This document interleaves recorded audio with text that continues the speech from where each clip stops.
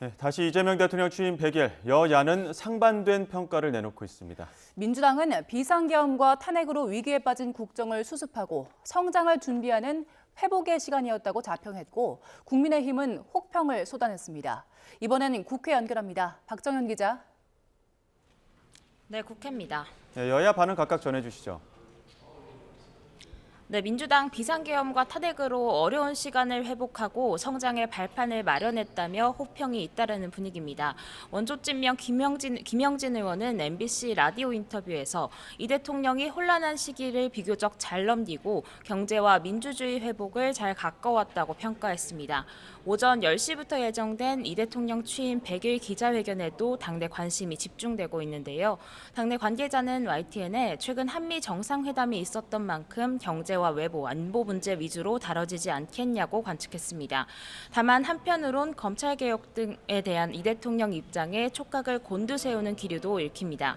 최근 당정 간 개혁의 속도 조절과 보안소 사건 등 내용을 두고 조금씩 엇박자가 드러나는 상황이었는데요.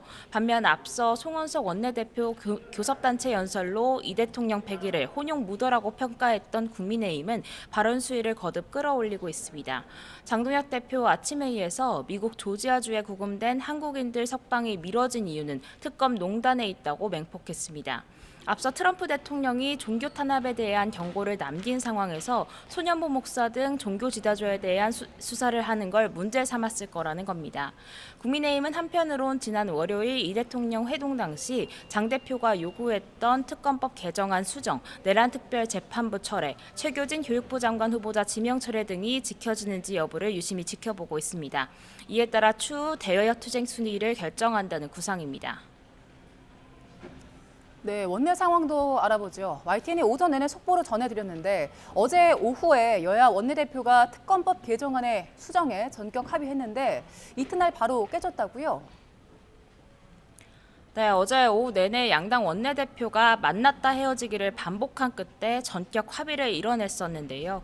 특검 수사 인력을 필요 최소한으로 충원하고 수사기간 연장 조항은 삭제하기로 한 게 골자였는데 밤사이 합의가 파기돼 버렸습니다. 민주당에서 내부 문제로 합의를 이해하기 어렵다는 입장을 국민의힘에 전한 거로 알려졌는데요. 어제 특검법 개정안 수정 합의 사실이 알려진 뒤 분위기가 심상치 않게 흘러가긴 했습니다.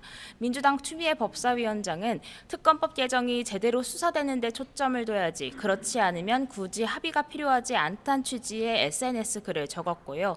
박선원 의원도 내란 종식은 어떻게 할 거냐는 글을 올렸습니다. 김병기 원내대표도 아침 기자들과 만나 아직 수정된 법안도 만들어지지 않은 상황이었고 애초 특검법에 합의한 적도 없다는 취지의 해명을 내놨습니다.